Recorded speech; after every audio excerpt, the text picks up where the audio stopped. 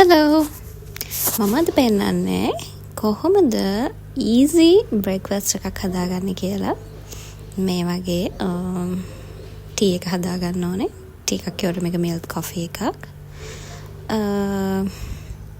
මේ විදිහට සිම්පල් හදාගන්න පුළුවන් අපිට. මේ වගේ කොෆි ඇඩ් කරලා ඉන්ස්ටන්ට් කොෆි එකක්.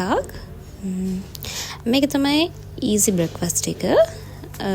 මේ වගේ ඕට්ස් අරගෙන හැමෝටම ඕට්ස් කන්න බෑ.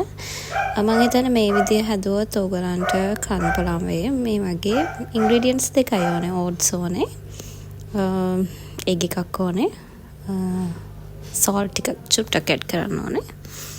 මේ විදිහට හොඳට මික්ස් කරන්න ඕනේ. මේක මාරම සිම්පල්. මේ වගේ ෆෑන් එකක් ඊට වෙන තියලා බටර් ඇඩ් කරලා ගොල්ල සෝල්ටඩ් බටර් ගන්නවා නම් අරකට පොඩ්ඩක් සෝල්ට් දාන එක චුට්ටක් අඩු කරන්න. මේ වගේ ඔට්ස් එක මෙච්චර සිම්පල්. මේ විදියට ෆෑන් ෆ්‍රයි කරගන්න ඕනේ. මාරම රසයි මේක. ඔගොල්ලොත් හදලා බලන්න. මේ වගේ දෙපැත්තම අර ඔම්ලට් එකක් හදන විදිහ තමයි මේ තියෙන්නේ. මේ වගේ මට නම් එක හරියට කරගන්න බැරි වුණා. මගේ තෙන් කැඩුනා. ඔයගොල්ලෝ හරියට කරගන්න. මේ වගේ දෙපැත්තම ෆෑන් ෆ්‍රයි කරගන්න ඕනේ. හරිම ලේසි.